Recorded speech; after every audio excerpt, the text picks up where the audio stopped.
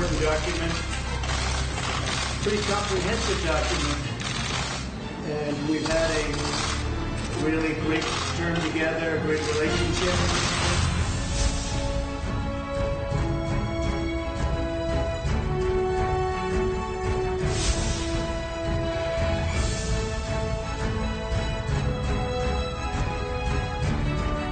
Now I have a great relationship, I think, with Chairman Kim, and I think a lot of good things are going to happen.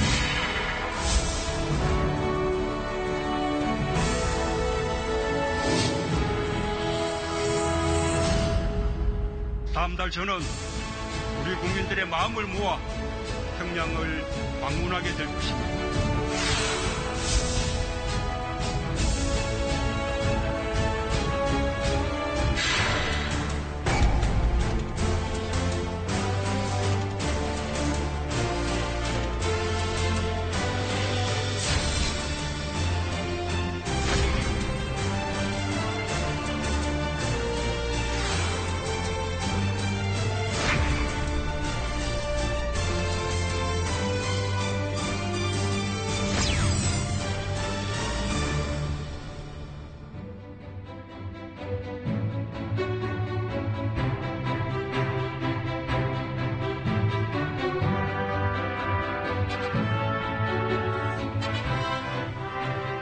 한반도의 운명이 또다시 중대 기로에 섰습니다. 폼페이오 미 국무장관의 방북 취소로 북미 간 비핵화 협상이 교착 상태에 빠지면서 한반도 정세가 크게 출렁이고 있습니다.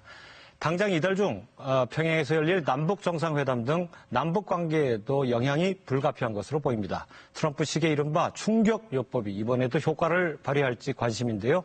돌파구를 찾기 위한 우리 정부의 중재자 역할이 더욱 요구되는 상황이기도 합니다. 관련 전문가 세 분 모시고 암초를 만난 북미 협상과 한반도 정세에 대해 이야기해 보겠습니다.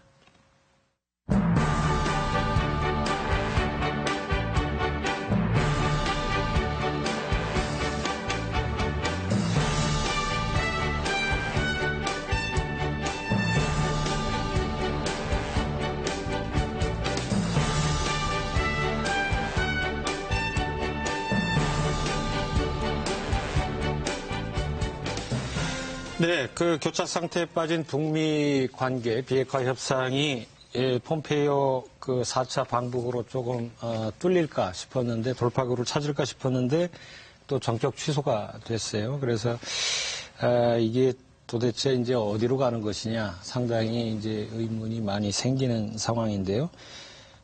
일단 김현철 원장님, 왜 취소가 됐다고 보십니까? 일단 트럼프 대통령은 지금 현재 미국이 중국하고의 무역 분쟁을 겪고 있지 않습니까? 네. 이제 중국의 개입을 이유로 삼았는데요. 지금 현재 북미 관계를 좀 살펴볼 필요성이 있을 것 같습니다. 지금 이제 북한은 나름대로 사전적인 이게 조치들 이제 취해 나가고 있는데 네. 미국의 상응 조치를 계속해서 요구하는 거 아니겠습니까? 네.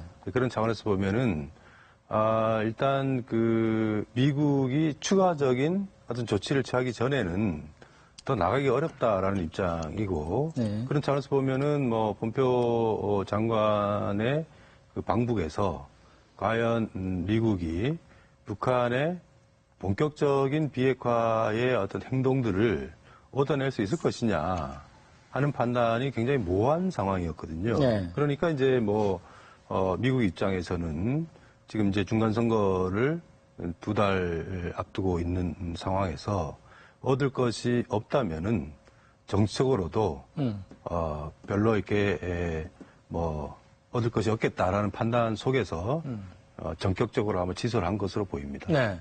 그렇다면 왜 당초에 가겠다는 계획은 왜 나왔는지 궁금한데요.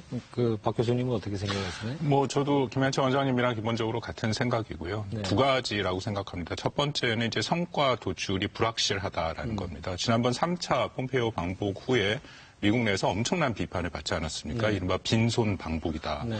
그래서 이번에도 그런 어떤 결실이 없이 방북을 할 경우에는 지금 뭐 중간선거에도 부정적인 영향을 줄 수 있다라는 판단이 우선 됐던 것 같고요.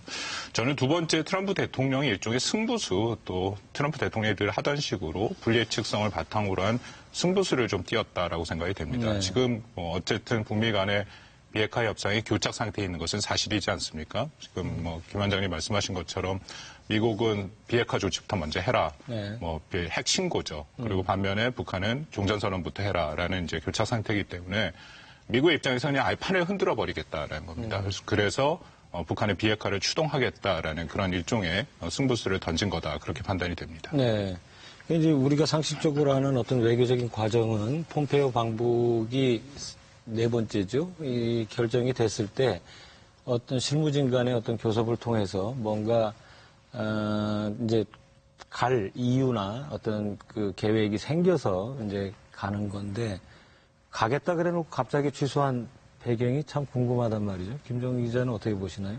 뭐 뒤에서 이야기가 좀 더 나올 것으로는 생각이 되는데요. 일단 6.12 공동성명을 다시 봐야 된다 생각합니다. 네. 공동성명에는 4가지를 합의했고요. 다 아시다시피 네 번째 항인 유해 송환은 이미 부분적으로 이루어졌고 그다음에 첫 번째가 새로운 북미 관계, 두 번째가 항구적 평화체제, 그리고 세 번째가 이제 완전한 한반도 비핵화 이렇게 돼 있는데 1번과 2번은 북한이 이제 많이 요구하는 것으로 보이고 3번은 이제 뭐 미국을 비롯한 한국 등 국제사회가 요구하는 건데 1번과 2번, 3번이 좀 조화롭게 굴러가서 진행이 됐어야 됐는데 여기 이 부분에 대해서 여전히 접점을 찾지 못하고 있는 것 아니냐 일단은 그렇게 보입니다. 네.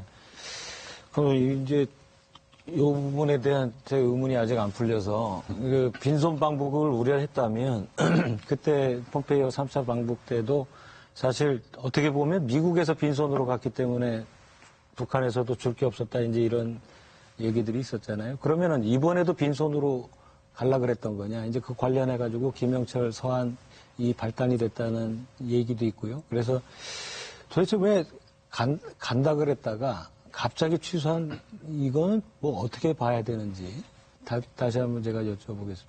예, 일단 뭐 북한과 미국이 사실은 뭐 협상의 교착인 것은 사실이지만 또 그동안에 뭐 다양한 채널을 통해서 실무 협상을 또 계속했습니다. 네. 그러니까 합의에 이르지를 못했지만 충분히 상대의 주장을 좀 이해하는 단계였다라는 생각이 드는데요.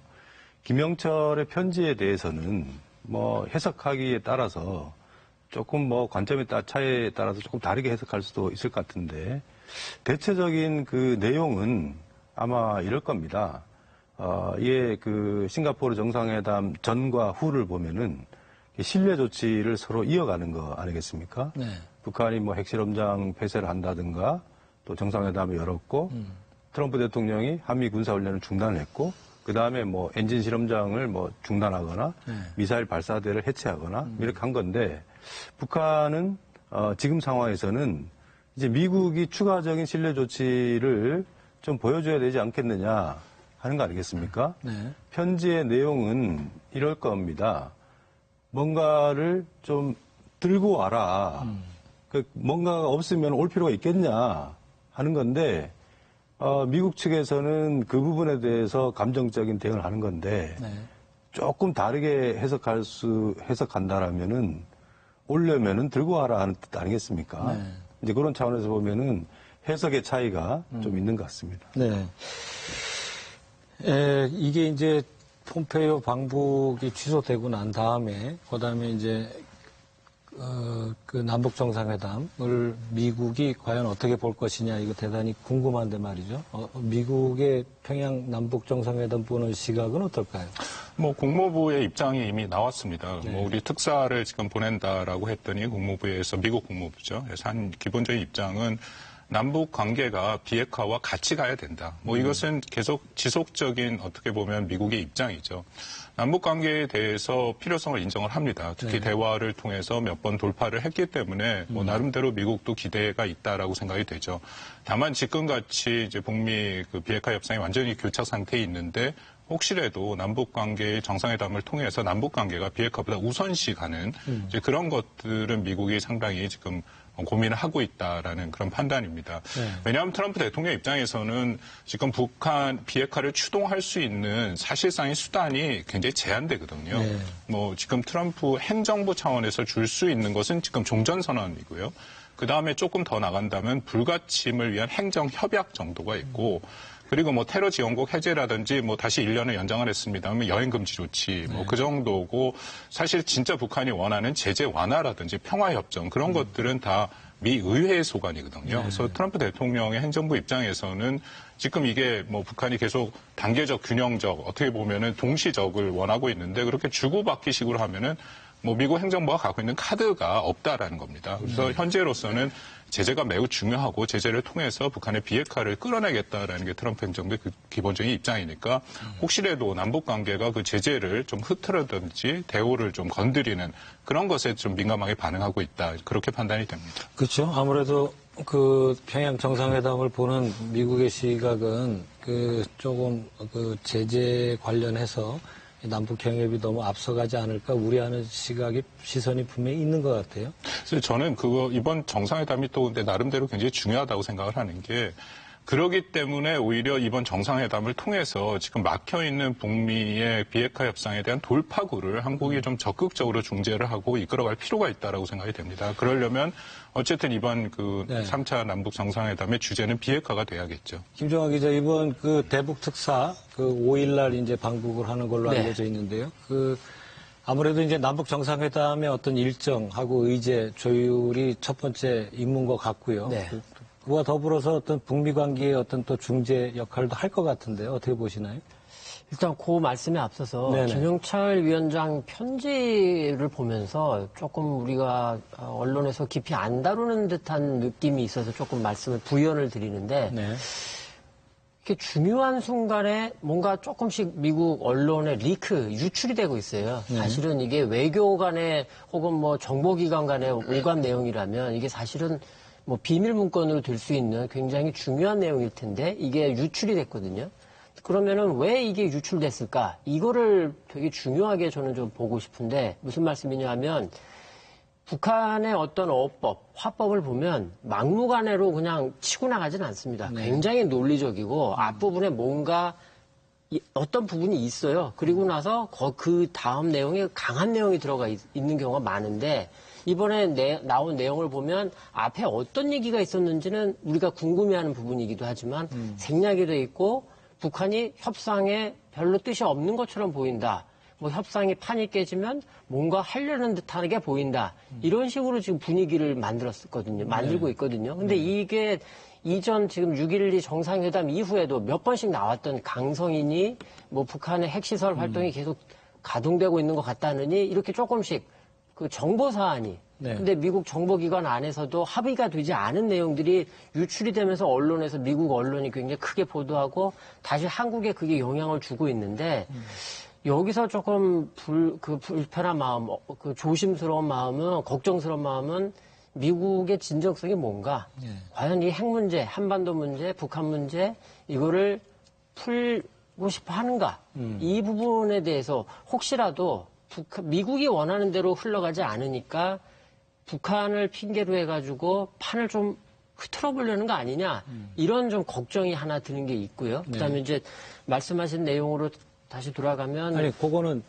조금 있다가 다시 대답해 주시고요. 예, 그러니까 이번 특사단 그러니까 이제 김종화 기자 얘기는 이게 미국 쪽에서 그 북한에 어떻게 보면 그 언론의 그런 사실을 유출해서 그 북한의 책임을 전가하려는 어떤 그 액션 아니냐 이제 이런 해석인데요.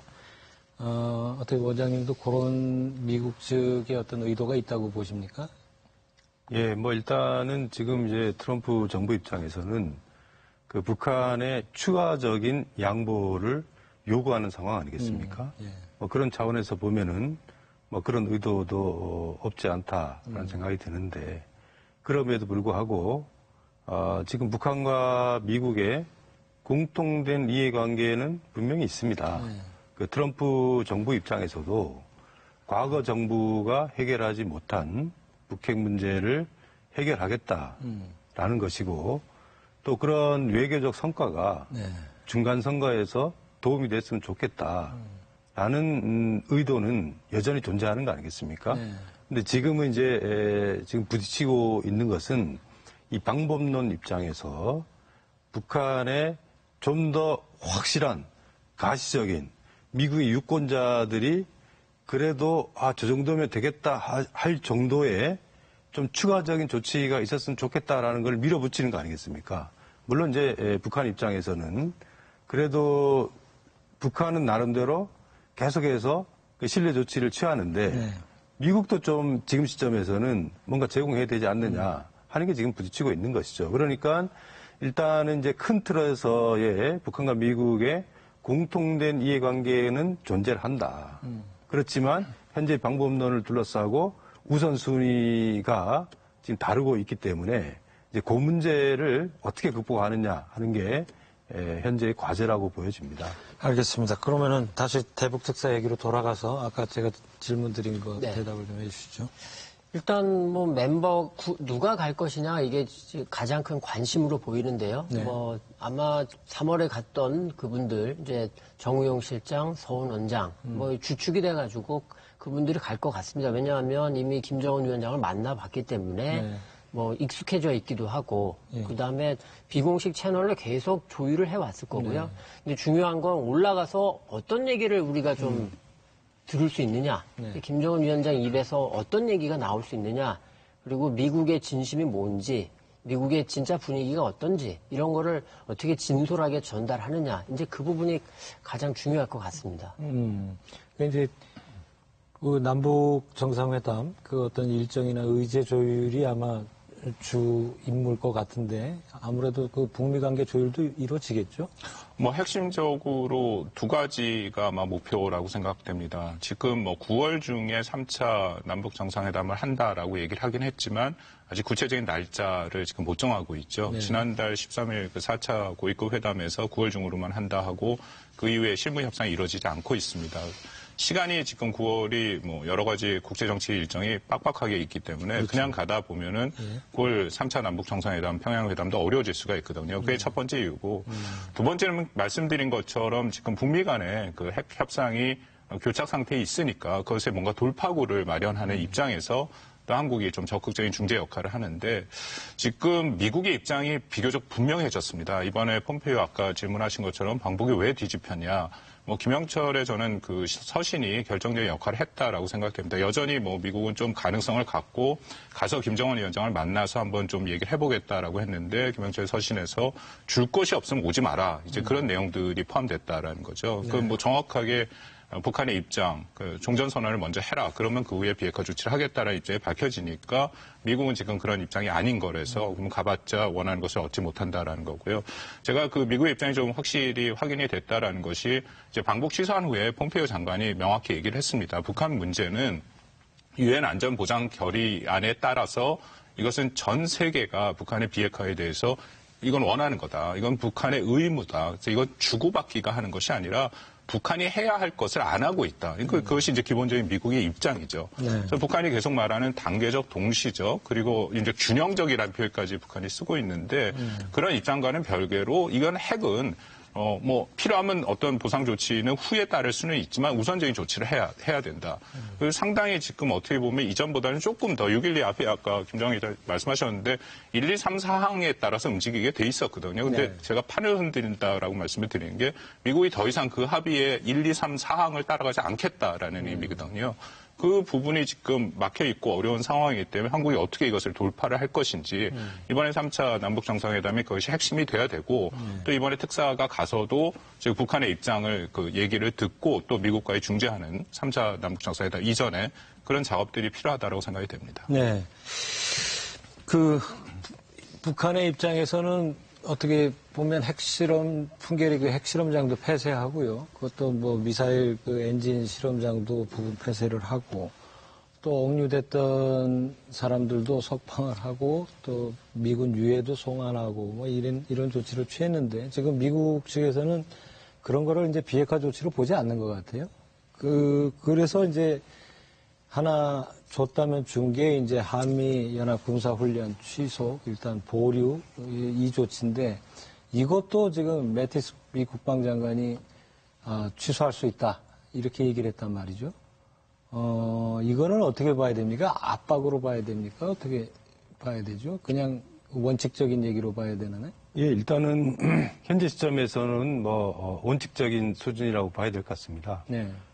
그 발언이 언론에서 굉장히 크게 보도가 됐을 때 매티스 장관도 너무 과도하게 해석할 필요가 없다라고 얘기를 했고 트럼프 대통령도 여전히 한미 군사훈련에 돈이 많이 든다. 그 군사훈련을 중단했을 때의 그 논리였거든요. 네. 물론 군사훈련을 다시 재개한다라면은 더 큰 규모로 할 수 있다라고 얘기를 했지만 기존의 입장은 여전히 유효하다라고 봐야 될 것 같은데요. 다만 지금 우리가 이제 여러 가지 차원에서 앞으로 북미 관계가 어떻게 될 것인가 전망을 했을 때 현재의 신뢰가 깨지거나 또는 진전이 이루어지지 않는 교착 상황이 장기화된다 그랬을 때는 결국에는 이제 군사훈련이라는 거는 정례적이고 연례적인 거기 때문에 그런 군사훈련을 하는 시점까지 정세를 어떻게 관리할 것이냐에 달려있다 봐야 되겠죠. 네. 여기서 참 또 바로 그 매티스 발언이 나오자마자 또 트럼프 대통령은 이거 큰 돈 들어가는 일 할 필요 없다. 그 매티스 발언이 크게 신경 쓰지 않아도 된다는 쪽으로 또 얘기를 했어요. 이게 지금 어떤 면에서는 이게 양면 전략이냐 아니면은 지금 엇박자냐 의도된 엇박자냐 이게 상당히 좀 헷갈리는 상황인데 박 교수님은 어떤 쪽으로 보시나요? 트럼프 행정부가 출범한 지 지금 18개월이 됐지 않았습니까? 네. 이런 식의 엇박자죠. 엇박자는 수도 없이 지금 되풀이되고 있습니다. 네. 가까운 기억으로는 지난 10월에 당시 국무장관 렉스 틸러슨 장관이 지금 북한과의 협상 채널이 가동되고 있다라고 얘기를 했더니 바로 그 다음날 트럼프 대통령이 트위터를 통해서 렉스 틸러슨 장관 힘 빼지 말아라. 지금 북한과의 협상할 때가 아니다라고 바로 자신의 국무장관을 그렇게 비난을 했거든요. 네. 비슷한 맥락이 계속 지금 되풀이되고 있다라고 생각이 됩니다. 그렇기 때문에 우리가 트럼프 대통령이 말하는 거에 대해서는 좀 신중하게 잘 읽을 필요가 있다라고 생각이 되고요. 근데 결국 핵심은 연합훈련을 재개하냐 안 하냐의 여부인데 매우 민감한 문제다라고 생각을 합니다. 북한의 입장에서는 연합훈련이 가장 어떻게 보면 북한 적대시 정책의 상징적인 조치고 그래서 늘 얘기한 것이 연합훈련의 중단을 우선적인 조치로 요구를 했기 때문에 만약 이것이 미국에 의해서 재개가 된다라면은 한반도의 긴장은 고조될 가능성이 굉장히 크죠. 트럼프 대통령은 원칙 차원에서 얘기했습니다. 저도 김현철 원장님 말씀에 동의가 되고요.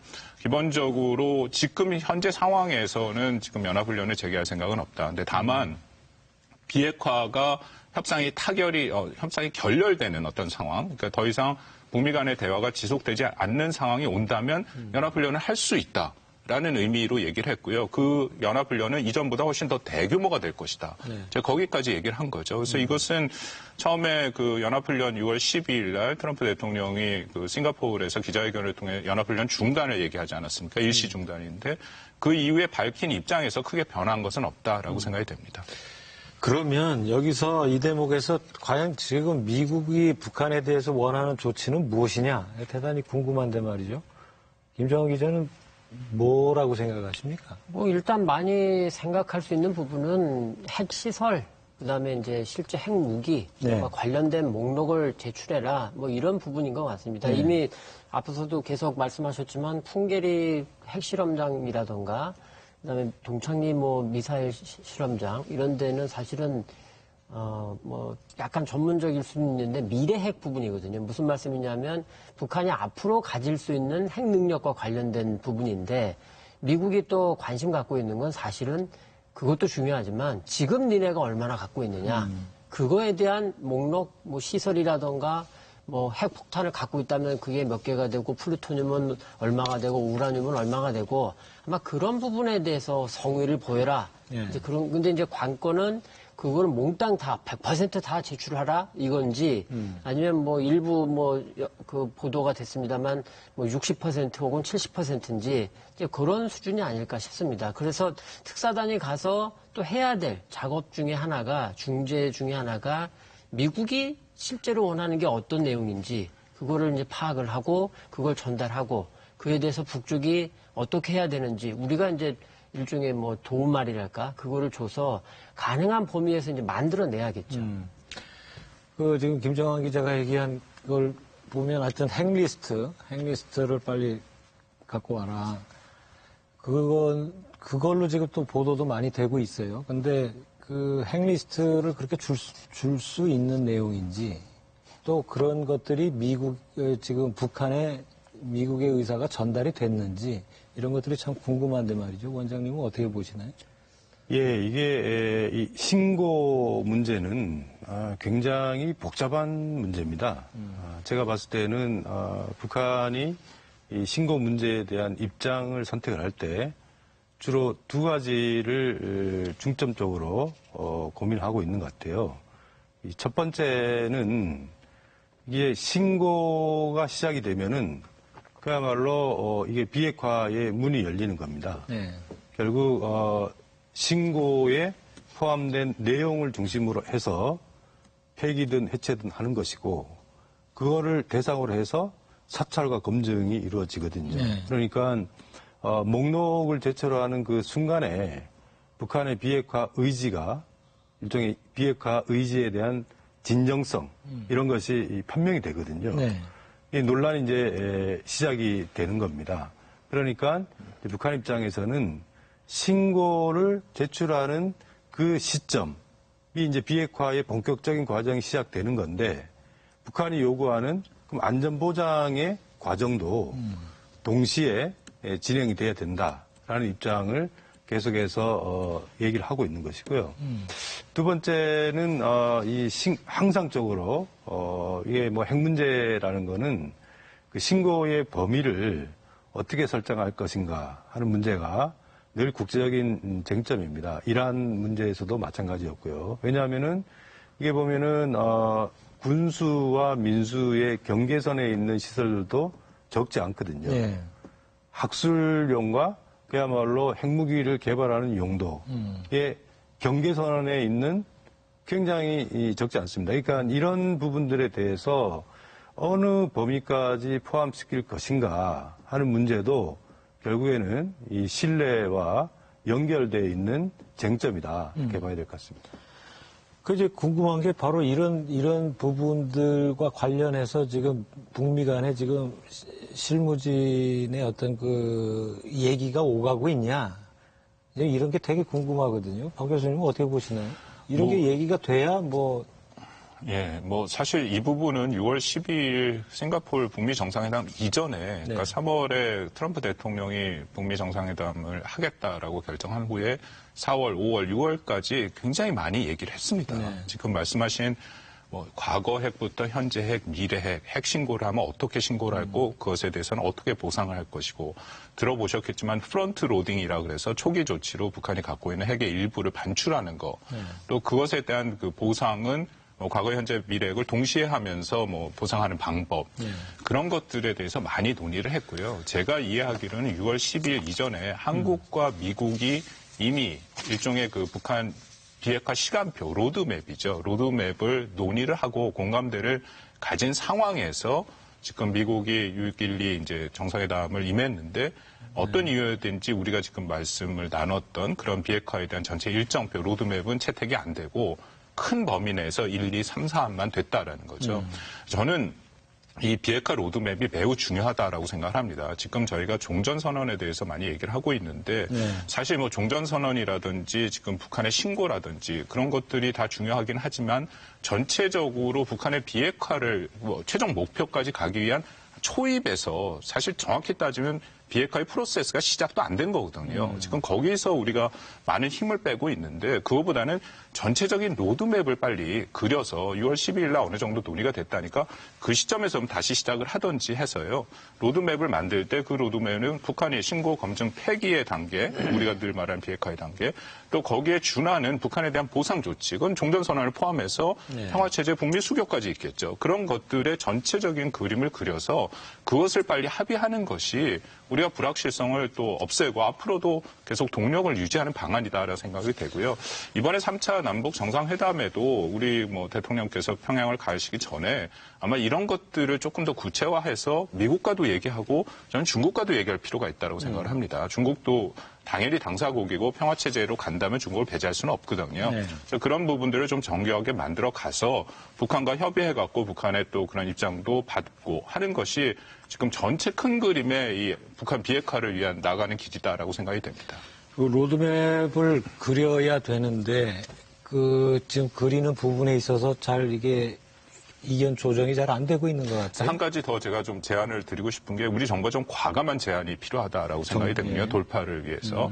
이게 이런 식으로 폼페이오 장관이 4차 방북을 하던 앞으로 5차, 6차가 됐던 전체적인 로드맵 만들기가 굉장히 어렵습니다. 우리 김현철 원장님 말씀하신 것처럼 핵 리스트를 어떻게 잡느냐부터가 굉장히 문제가 있는 거거든요. 그래서 우리가 2015년 지금은 파기됐습니다만 이란 핵 합의를 좀 우리가 준용해서 생각해 볼 필요가 있는데 그 당시에 이제 유엔 상임이사국 5개국이랑 독일 그리고 이란이 모여서 한 달 이상 40일 가까이 집중적인 토론을 했습니다. 9.19 공동성명 얘기하시는 거예요? 아니요. 지금 2015년 이란 핵 합의를 얘기를 2015년. 합니다. 예. 그 당시에 이제 당사국이 다 모여서 제가 기억에 그 미 국무장관이 캐리 장관이 다리를 다쳤는데 목발을 짚고까지 가서 했거든요. 그러니까 결국 북한의 비핵화 로드맵이라는 건 결국 우리도 남북한, 미국, 중국까지 당사국이 모여서 실무 총책임자들이 같이 머리를 맞대고 단기간 내에 집중적으로 만들어내는 것이 저는 필요하다라고 생각이 됩니다. 결국은 지금 이 이야기를 정리해보면 미국 측에서는 북한의 핵리스트를 빨리 갖고 와라라는 거고 북한은 지금 미국에 빨리 종전선언 이행을 해라. 지금 이런 부분에서부터 아까 이제 김 원장님은 이게 동시에 지금 돼야 된다 그러는데 동시지만 뭘 먼저 해야 되느냐 갖고 지금 어떻게 보면 서로 다투고 있는 것 같기도 한데 말이죠. 사실 종전선언이 이렇게 저희가 판문점 선언이 있을 때만 해도 어려울지는 참 예상하기 어려웠었는데 특히 또 북미회담 직후에 트럼프 대통령이 김정은 위원장한테 종전선언을 약속했다는 보도도 나오지 않습니까? 그러면 결국은 어떻게 보면 그 약속이 이행되지 않기 때문에 지금 벌어지고 있는 사안 아닌가 이렇게도 이해가 되는데 김정은 기자는 어떻게 보시나요? 미국 인터넷 매체 복스라는 곳에서 이제 2명의 미국 정부 소식통을 인용해서 보도한 내용인데요. 저는 그 보도가 상당히 개연성이 높다고 봅니다. 왜냐하면 북미 정상회담 이전에 김영철 김영철 부장이 백악관을 방문했었거든요.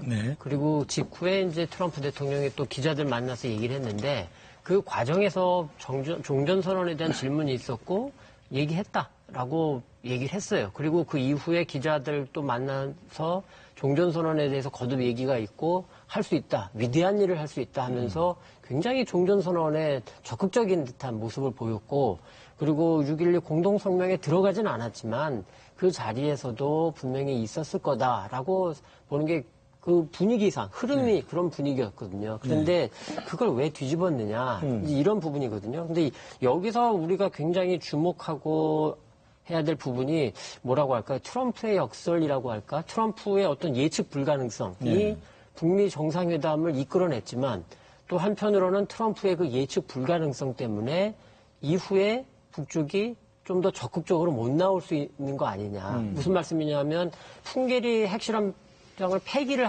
폐쇄를 했는데 몇 시간 지나서 기다렸다는 듯이 정상회담을 취소를 했습니다. 그리고 이번에도 보내겠다라고 해놓고서 다음날 지금 폼페이오 방북을 취소를 시켜버렸고 이란 말씀하셨는데 이란과 전임 정부지만 오바마 행정부 때 굉장히 촘촘하게 만들었는데 그걸 뒤집어버렸고 북쪽 입장에서 보면은 그다음에 이제 곧 11월 되면 미국 중간선거가 있고 북쪽 입장에서 보면은 트럼프만 믿고 이 호랑이에 올라탈 수 있겠느냐라는 불안감이 분명히 있었을 거고요. 그리고 아까 박 교수님이 굉장히 잘 짚어주셨는데 지금 트럼프 미국 쪽에서 완전히 정상들이 합의한 4가지, 그러니까 뭐 4번째 항 유해 송환은 빼더라도 1, 2, 3항을 놓고서 미국이 북한이 이제 그것을 논의를 해야 되는데 북쪽이 느끼기에는 3항만 갖고서 자꾸 얘기를 하고 요구를 하니까 북쪽이 느끼기엔 굉장히 압박감을 느꼈을 거고 그게 집중적인 표현이 이제 7월 7일 외무성 담화에서 강도적 요구다라고 나왔던 것 같고요. 그래서 종전선언 자체도 사실은 중요합니다. 그런데 이걸 엄밀히 놓고 보면 종전선언을 이게 사실 구속력이 없는 말 그대로 정치적 선언이거든요. 그래서 로드맵과 함께 종전선언을 뭐 약간의 변형된 방식을 검토하더라도 종전선언을 우리 정부가 조금 더 세게 끌고 가야 되는 게 아니냐 지금 상황에서 이제 그런 생각이 듭니다. 그 이제 어떻게 보면 첫 단추를 지금 얘기하고 있는 건데요. 그 종전선언과 관련해서 트럼프 대통령이 그 북미회담 직후에 어떤 김정은 위원장한테 그런 약속을 했고 지금 이행을 하지 않고 있다면 그게 만약 사실이라면 그 이유는 어떻게 봐야 될까요? 지금 워싱턴의 어떤 지금 북미 협상에 대한 어떤 반대 분위기를 지금 트럼프 대통령이 깨지 못해서 그런 건가요? 아니면 트럼프 대통령의 생각에 어떤 변화가 있어서 그런 건가요? 어떻게 보십니까? 뭐 일단은 6월 12일 정상회담 합의문에 종전선언을 넣지 못한 미국 내부에 이유가 있을 것 같습니다. 저도 당시에 이제 워싱턴 DC를 방문했을 때 관계자들이 얘기하는 거 보면은 2가지를 얘기한 것 같아요. 첫 번째는 종전선언을 하게 되면은 지금 미국이 북한에 대한 굉장히 적대적 법률들이 있지 않습니까? 뭐 적성국 교육법이라든가 뭐 테러 지원국 관련된 거라든가 뭐 기타 등등 여러 가지 전쟁이 끝났다라고 선언을 하는데 일종의 적으로 규정했던 법률과 과연 충돌하지 않나라는 법률적 검토가 필요하다라는 것이었고 두 번째는 이 종전선언이 한미동맹에 어떤 영향을 미칠 것인가 특히 이제 유엔사의 기능과 역할 이 부분에 대해서도 좀 따져봐야 된다라는 거였습니다. 근데 대체로 그 이후에 뭐 법률적 검토를 한 것으로 알고 있고요. 종전선언은 김정한 기자도 지적을 했지만 정책선언입니다. 그렇기 때문에 충분히 기존의 법률들하고 공존할 수가 있죠. 왜냐하면 법률적 구속력이 약하기 때문에. 근데 지금 현재 미국 내부적으로는 이런 것 같습니다. 결국 법률적 검토를 해봤더니 크게 충돌하지는 않는데 이게 북한에 대해서 미국이 사용할 수 있는 카드인데 이걸 너무 초기에 사용하는 것은 협상력을 약화시킬 수 있다라는 또 강경파들의 목소리도 있는 것 같습니다. 그런 부분들이 근본적으로 이제 작용을 한 것 같고요. 크게 보면은 이게 비핵화와 안전보장의 교환이거든요. 종전선언은 정치적 선언에 불과하지만 그야말로 판문점 싱가포르 정상회담에서 합의했던 새로운 관계를 상징하는 굉장히 중요한 조치이기 때문에 이 부분에 대해서 미국이 소극적으로 나오니까 북한도 미국의 진정성에 대해서 불신을 하는 단계로 이어지지 않았나라는 생각이 듭니다. 사실 북한에 대한 안전보장을 놓고 얘기하자면 종전선언 말고도 그 이후에 평화협정이라든가 북미 간 수교라든가 아직 가야 될 길이 진짜 멀고도 험한데 말이죠. 이 종전선언이라는 어떤 그 첫 관문에서 이렇게 지금 앞을 한 발짝도 지금 앞으로 나가지 못하고 있는 어떤 교착 국면을 맞고 있는데 말이죠. 앞으로 그 북한의 뭐라 그럴까요? 인내점은 어디까지일까요? 제가 그게 참 궁금한데 계속 이런 식으로 간다면 북한의 입장에서 저는 북한이 그렇게 시간이 많지 않다라고 생각이 됩니다. 왜냐하면 지금 1차적으로 북한은 구구절을 공화국 그들의 표현에 의하면 공화국 창건 70주년을 기념비적으로 지금 잘 치르기 위해서 노력을 하는데 전력 투구를 하고 있고요. 근데 경제 문제가 지금 어쨌든 제재가 계속 지속이 되고 중국이 제재에 대해서 일부 이른바 뒷문을 좀 열어줬다라고는 표현을 하지만 여전히 그 경제 제재는 지금 강력히 진행이 되고 있지 않습니까? 그렇죠. 그래서 작년에 이미 통계가 나왔습니다만 북한이 마이너스 3.5% 경제 하락을 했고 올해는 지금 예상하기를 마이너스 6%, 그거는 뭐 90년대 고난의 행군 수준까지 떨어진다라고 지금 얘기가 나오고 있으니까 또 하나는 이제 북한이 지난 4월 20일 그 분명히 발표한 것이 핵과 경제 병진 노선을 결속하고 이제는 경제 건설 총집중 노선으로 가겠다. 나름대로 지금 경제 성과를 내야 되는 또 상황이지 않습니까? 그렇죠. 이런 식으로 제재가 계속 간다면 연말에 아마 평양에도 그 경제 제재 효과가 나타날 가능성이 있고요. 그래서 전체적으로 보면 북한에 이제 시간이 많이 남지 않았다라는 겁니다. 그래서 나름대로 북한도 그 비핵화 시간표를 좀 빨리 돌릴 필요가 있다라는 생각이 들고 북한이 일차적으로 원하는 것은 종전선언을 통해서 미국이 이제 적대시 정책의 철회에 어떤 그 뭐 성의를 보이는 거고요. 근데 그보다 더 중요한 것은 그 다음 단계인 제재 완화로 넘어가야 된다라는 거죠. 네. 근데 제재 완화 같은 경우에는 행정부의 소관이 아닙니다. 그 대부분 미 의회에서 법률로 지금 막혀 있고요. 또 유엔 뭐 결의안도 그 뭐 동시에 지금 2중 3중으로 제재를 하고 있으니까 그거를 푸는 데는 적지 않은 시간이 걸리거든요. 그러니까 북한의 입장에서는 지금 빨리 이런 부분을 좀 돌려야 되는 부분이 있어서 나름대로 시간표가 지금 그렇게 시간은 북한 편이 아니다라는 판단을 분명히 하고 있다라고 생각이 듭니다. 또 지금 말씀하신 내용 중에 그 뭐 팩트 체크식으로 그 대북 제재 완화가 경제적인 그 제재에 대한 완화가 사실 이제 많은 분들은 유엔에서 지금 결의안을 통해서 제재를 하고 있는 걸로 알려지고 있는데 그걸 유엔에서 푸는 게 아니고 미 의회에서 미국 거는 미 의회에서 또 풀어야 되는 모양이죠. 그렇죠. 지금 2중 3중으로 유엔 제재 결의안은 전 세계가 같이 지금 해야 되는 것이고요. 우리 한국도 있습니다. 한국, 미국, 일본 또 주요국이 독자 제재안들을 다 갖고 있죠. 네. 우리나라 같은 경우에 대표적인 게 오이사 조치 같은 것이 있고 미국도 미 의회에서 2017년 대북 제재 강화 및 현대화법을 통과시켰는데 굉장히 촘촘하게 지금 되어 있습니다. 그래서 네. 그 제재를 완화시키려면은 뭐 조항 중에 이런 것도 있습니다. 북한의 수용소 지금 알려져 있는 북한의 정치범 수용소에 있는 인원들을 전체 다 석방을 해야 된다. 네. 이제 그런 내용까지 포함이 되어 있거든요. 그래서 당연히 미 의회가 이 부분에 지금 열쇠를 쥐고 있다라고 볼 수 있죠. 국내 부분에서 우리가 눈여겨봐야 될 부분은 이거 같습니다. 북쪽의 행태가 네. 이전과는 분명히 다르다는 거죠. 무슨 말씀이냐면 뭐 흔히 우리가 북쪽 떠올리면 북한 떠올리면 뭐 벼랑 끝 전술, 강경에는 초강경 이런 식이 아닙니까? 그래서 이제까지 핵실험도 6번이나 했고 미사일은 뭐 수도 없이 쏴댔고 지금 미국 본토를 공격할 수 있는 화성 15형까지 만들었는데 그 이후에 북한의 모습이 네. 분명히 우리는 대화하고 싶다, 협상하고 싶다, 타협하고 싶다라는 신호를 계속 보내거든요. 네. 지금 그 매티스 장관의 발언으로 또 한미연합 군사훈련 재개 막 이게 막 불거졌고 그 며칠 전에는 이제 트럼프 대통령이 취소를 시켰는데 거기에 대해서 북쪽의 반응이 지금 거의 안 나오지 않습니까? 네. 오히려 남쪽에 특사단 보내겠다고 하니까 받아들이는 입장이고 네.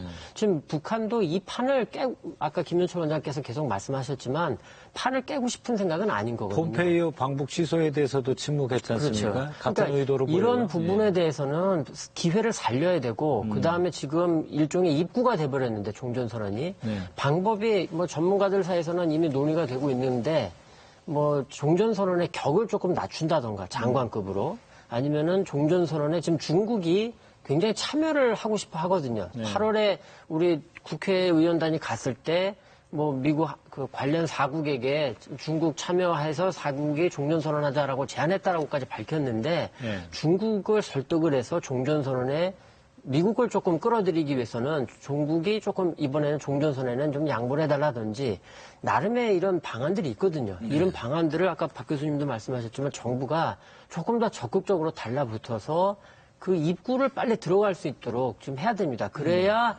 다음 단계로 넘어갈 수 있지. 북쪽의 어떤 이제까지의 생리로 보면 북쪽이 상당 기간은 인내할 수 있겠지만 경제 문제도 있겠고 그렇기 때문에 이게 내년으로 넘어가면 별 진전 없이 내년으로 넘어갈 때 한반도가 어떻게 될지는 정말 예측 불허가 되거든요. 그러니까 종전선언을 어떤 성과로 이뤄내기 위한 어떤 지금 방법과 방향에 대한 어떤 제안이었다고 보는데 저희가 좀 답답하게 보는 거는 과연 미국이 의지를 갖고 있느냐 부분이거든요. 더군다나 미국에서 지금 중국에 대해서 그 대북 제재 노수까지 어떤 중국의 책임으로 돌리면서 상당히 어떤 중국의 책임론을 제기하고 있는 상황인데 어떻게 보십니까? 이게 중국의 책임론 어떻게 미국이 지금 정확히 지금 제기하고 있는 거라고 보십니까? 어떤 의도에서 제기하고 있는 거라고 보십니까? 예, 뭐 의도와 관계없이 네. 우리 입장에서는 굉장히 복잡해졌습니다. 맞습니다. 그리고 한반도 문제를 해결하는 과정에서 미중 갈등이 개입하게 되면은 훨씬 더 이 구조 자체가 네. 굉장히 어려워지거든요. 지금 보면은 뭐 미국하고 중국의 뭐 무역 분쟁 수준이 아니고 무역 전쟁이라는 말을 사용할 정도로 굉장히 지금 확대가 되고 있습니다. 뭐 자존심의 문제도 걸려 있고 또 기술 패권을 둘러싼 경쟁까지 지금 격화가 되고 있기 때문에 네. 이게 하루아침에 해결하기는 좀 어려울 것 같고요. 트럼프 정부도 마찬가지로 중간 선거를 앞두고 중국을 때리는 것이 정치적으로 얻을 것이 있다라고 판단하는 거 아니겠습니까? 물론 뭐 우리 입장에서 보면은 이 무역 분쟁과 한반도 문제는 좀 분리 접근해야 되지 않을까. 네. 뭐 중국도 그렇게 생각하고 있고요. 미국도 사실은 뭐 국무부나 일부에서는 그렇게 얘기를 하고 있는 것 같습니다. 근데 지금 대체로 보면은 트럼프 대통령은 이 북한 문제에 중국이 자꾸 개입하게 돼서 북한의 태도가 달라지고 있다라고 얘기를 하고 있지만 결국 제재를 계속해서 유지를 하고 신뢰를 쌓아가지 못한다라면은 결국에는 결과적으로 북중의 밀착을 가져오는 거 아니겠습니까? 네, 오히려. 예. 예, 그러니까 지금 이제 올해 들어와서 북한과 중국이 3번의 정상회담을 이뤘는데 그 정상회담의 의도와 성사 과정에는 북미 간의 신뢰를 형성하는데 실패하고 있는 그 반작용이다. 이렇게 또 봐야 될 것 같습니다. 네.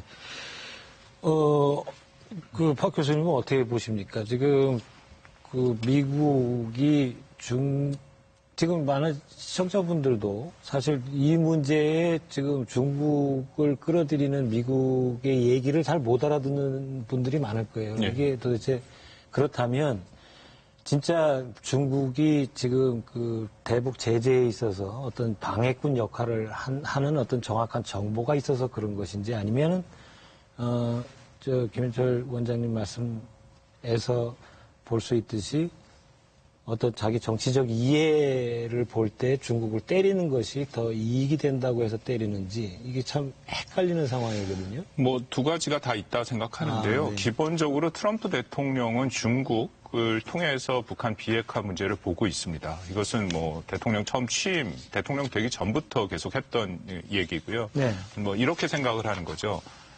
중국이 적극적으로 나서서 북한을 압박하면 북한이 핵을 포기할 수밖에 없다. 이렇게 당연히 트럼프 대통령의 이제 머릿속엔 그런 생각이 있는 거고 어저께인가요? 이런 표현을 또 했습니다. 중국은 북한으로 가는 경로며 93%의 상품과 물자가 중국을 통해 북한으로 간다. 네. 그러니까 결국 그 중국이 강력하게 이 모든 것을 막으면 북한의 핵을 가질 수 없다. 이제 그것이 기본적인 생각이죠. 그래서 2017년 내내 시진핑 주석과 만나서도 트럼프 대통령이 똑같은 얘기를 했습니다. 중국이 적극적으로 동참을 해라. 네. 그러면 비핵화 문제 해결이 된다. 결국 어떻게 보면 이것은 북한과 미국과의 문제가 아니라 북한과 중국과의 문제다. 네. 그럴 때마다 그렇지만 중국을 대답하기는 우리가 북한에 갖고 있는 영향력은 한계가 있다. 이것은 결국 북한과 미국이 해결해야 할 문제다라고 이제 공을 좀 넘겼죠. 네. 근데 문제는 올해 들어서 3차 김정은 위원장의 방중이 이루어지지 않았습니까? 네. 그러니까 매번 방중을 통해서 중국이 북한에 대해서 영향력을 갖고 있다는 것이 아주 명확하게 보여졌죠. 특히 3차 방중 때는 이른바 시진핑 주석이 3불이라 해서 뭐 국제정세의 변화에 상관없이 무조건 북한을 지지하겠다라는 무조건적인 지지 선언까지 했다라는 겁니다. 그런 입장에서 제가 보기에 중국은 양날의 칼을 지금 잡은 느낌이거든요. 네. 그래서 이전에는 뭐 영향력이 없다라고 얘기를 했지만 중국이 북한에 대한 영향력이 있음을 명확히 보여줬고 그러면 트럼프 대통령은 당연히 중국 문제 해결을 해라. 그래서 더군다나 지금 미중 간의 무역 갈등에서 미국이 우선순위를 잡았습니다. 이거는 아마 결국 뭐 어떻게 보면 미국의 승리로 끝날 텐데 이거에 부수적으로 이걸 밀고 가면서 동시에 그 결국 뭐 중국이 북한에 대해서도 영향력을 행사하는 것이 마땅하다. 네. 그렇게 지금 압박을 계속 가하고 있는 그런 양상이다라고 판단이 됩니다. 네. 이런 분석도 하나 조금 알려드려야 될 것 같은데 네. 80년대 중반에 보면 그 당시에 일본이 엄청나게 경제 성장을 하면서 독일까지 제치고 2인자가 됐고요. 네. 경제적으로. 그러면서 미국을 제칠 수도 있다는 우려가 굉장히 팽배했습니다. 네. 그러면서 나온 게 플라자 합의라고 해서 엔화를 절상을 시켰어요. 그러면서 일본 경제를 완전히 가라앉혀 버렸었는데 그 관점에서 지금의 미중 관계를 보는 시각도 분명히 있습니다. 무슨 말씀이냐면 중국이 G2를 넘어서 미국을 능가하려는 그런 장기적인 계획을 이미 다 공식적으로 공개화를 했거든요. 네. 그렇기 때문에 미국 입장에서는 지금 중국을 꺾지 않으면 나중에 어떻게 될지 모른다라는 생각 때문에 더 세게 지금 미중 그 무역 전쟁까지 불사하면서 가고 있고 그런데 하필이면 그 와중에 지금 이 핵 문제까지 트럼프 대통령이 아주 강하게 연계를 시켜가지고 지금 그런 아주 복잡하고 우리 정부의 힘으로 참 돌파하기가 만만치 않은 그런 상황이다. 요것도 중요한 포인트 같습니다. 예, 하여튼 뭐 대체적으로 그렇게 이해를 하면 어떤 정도 이해가 되는 것 같아요. 되는데 여기서 한 가지 더 문제는 이 북한 비핵화와 어떤 그 중국에 대한 압박, 이 두 개의 어떤 그 트럼프로서의 어떤 정치적인 승부수가 있다면 지금 이렇게 보여지는 거는 트럼프 입장에서 중국을 누르는 게 더 정치적인 그 이익이 있다고 판단하는 것 같아서 그렇다면 이게 북한 비핵화는 오히려 종속 변수, 어떻게 보면 그 미중 관계의 어떤 레버리지로 지금 사용되고 있는 거 아니냐. 지금 우리가 우리 입장에서 북한의 비핵화를 중심으로 볼 때는 마치 중국을 끼워 넣어서 그 미국과의 관계가 레버리지로 작용하고 있는 것처럼 착시해서 보는 거 아니냐 이런 생각도 들거든요. 어떤 쪽으로 봐야 될까요? 일단 매우 좀 걱정스러운 상황입니다. 우리가 이제 북핵 문제를 해결하기 위해서는 중국의 참여와 협력이 굉장히 중요합니다. 결국 제재가 효과를 발휘한 거는 북한의 대외무역에서 중국이 차지하는 비중이 거의 95%거든요. 그러니까 중국이 적극적으로 참여하면서 제재 효과가 나타난 거 아니겠습니까? 그렇죠. 이제 앞으로 제재를 계속 유지하겠다라고 하면서 미중 관계가 악화된다라면은 지금 중국은 제재를 운영하는 과정에서의 융통성을 발휘하기 시작했거든요. 네. 그런 차원에서 보면은 틈이 발생할 수 있을 것 같고요. 또 마찬가지로 지금 종전선언부터 이 한반도 평화 프로세스를 만들어가는 과정에서 중국을 배제하기는 어렵습니다. 네. 그런 차원에서 보면은 한반도 문제를 결국 진전시키기 위해서는 중국의 협력이 필요한데 과연 중국을 배제하고 이런 목표들을 달성할 수 있을 것이냐 하는 의문이 드는 거죠. 그렇죠. 트럼프 입장에서 어떤 정치적 의도로 보면 중국을 최대한 배제시키려고 할 수 있겠는데 사실 현실적으로 불가능한 일일 수 있기 때문에 더더군다나 이제 구구절에 시진핑 주석이 이제 북한을 방문할지 안 할지는 모르겠지만 지금까지는 한다는 보도도 많이 나오고 있거든요. 이런 시진핑의 방북이 또 어떻게 보면 상당히 어떤 이번 또 판을 어렵게 만드는 요인이 되지는 않을까요? 저는 그래서 폼페이오의 방북, 폼페이오 국무장관의 방북 취소가 이게 뭐 단순하지 않고 굉장히 큰 지금 영향력을 주고 있다라고 생각이 되고요. 당연히 시진핑 주석도 구구절 방문, 이제 북에 대해서 고민이 깊어지겠죠. 네.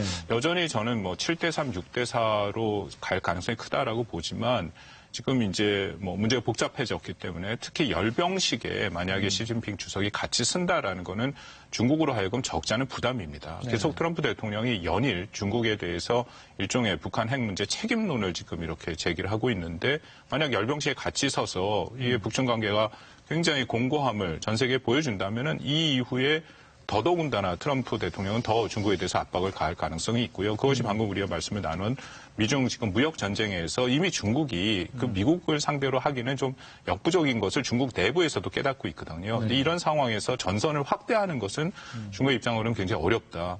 더군다나 지금 시진핑 주석이 1인 지배 체제를 지금 만들었지 않습니까? 그래서 나름대로 성과를 보여야 되는데 그 성과는 결국 경제적인 성과인데 미중 무역 전쟁 때문에 중국 내부에서도 지금 어려움을 겪고 있다는 거죠. 그래서 여전히 조금 두고 봐야겠습니다만 중국의 고민이 깊어진 것은 사실입니다. 네.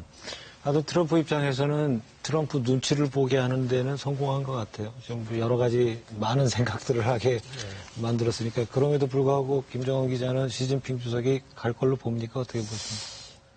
일단 북중 관계라 조심스럽긴 한데 아마 공식적으로 혹은 공개적으로 우리 정부가 뭐 왈가왈부할 건 아니다라고 하겠지만 사실 그렇기 때문에 이번에 특사단 역할이 또 중요해졌다고 봅니다. 특사단이 가서 김정은 위원장의 귀를 잡고 시진핑 주석이 평양에 올 경우에 이게 북미 관계에 어떤 영향을 줄지 아마 그걸 아주 잘 설명을 해야 될 겁니다. 물론 북쪽도 설명을 하겠지만 남쪽의 특사단이 와서 그것을 설명할 때 북쪽이 느끼는 감이 또 다를 수 있으니까 그렇게 본다면 시진핑 주석의 방북이 저는 조금 그 교수님과는 약간 다른 비율로 4대6, 3대7 정도로 조금 가능성이 좀 덜하지 않을까 그렇게 생각을 해봅니다. 네.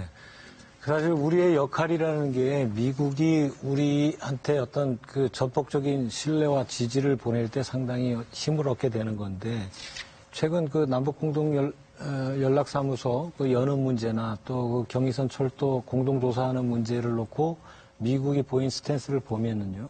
우리에 대해서도 어느 정도 이 남북 경협의 속도와 관련해가지고 조금 의혹의 눈길을 보내고 있는 것 같거든요. 원장님 어떻게 보시나요? 예, 지금 방금 말씀하셨다시피 연락사무소 개소 문제나 또는 철도 시험조사 과정에서의 여러 가지 한미 간의 좀 입장 차이들이 나타나고 있는 것 같습니다. 구조적으로 보면은 사실 이 남북 관계라는 게 북미 관계보다 한 발짝 정도 앞서 나갈 수는 있다고 생각합니다. 그렇지만 그 이상은 쉽지 않죠. 네. 왜냐하면은 제재 문제나 기타 등의 여러 가지 있기 때문이죠. 근데 우리가 이제 작년하고 좀 돌이켜서 좀 상대적으로 좀 비교해 볼 필요성이 있을 것 같습니다. 네. 늘 교착 상황에서 이 교착을 돌파한 것도 또 남북 관계거든요. 네. 작년에 보면은 굉장히 그 심각한 이 위기 상황에서도 문재인 대통령이 올림픽 휴전을 이제 제안하면서 평창 프로세스가 시작이 됐고 또 3월 5일 날 특사단이 가서 결국에는 남북 정상회담과 북미 정상회담을 이끌어낸 거 아니겠습니까? 네. 5월 27일 날 판문점에서의 두 번째 정상회담도 마찬가지로 북미 간의 이상 상황이 발생했을 때 나름대로 중재를 발휘한 경험들이 있습니다. 네. 지금도 마찬가지로 남북 정상회담을 통해서 남북 관계를 안정적으로 발전시키는 목표도 있지만 이 비핵화 문제에 꽉 막혀 있는 이 비핵화 문제에서 좀 돌파구를 마련할 수 있는 기회로 활용해야 되지 않을까라는 생각이 듭니다. 네. 오늘 그 일요진단은 생방송으로 진행되는데요. 대담을 진행하다 보니까 여기까지만 말씀을 좀 들어야 될 것 같습니다. 이렇게 일요일 아침 바쁘신데 시간 내주셔서 감사드리고요. 북한의 정권 수립일인 9.9절과 평양 남북정상회담 그리고 유엔 총회 등 이번 달에는 큰 외교 행사가 몰려 있습니다. 우리 정부의 지혜로운 중재 역할을 통해서 한반도의 비핵화와 평화 구축을 위한 여정에 다시 제자리를 찾아서 이어지기를 기대해 보겠습니다. 일요진단 여기서 모두 마치겠습니다. 시청자 여러분 감사합니다.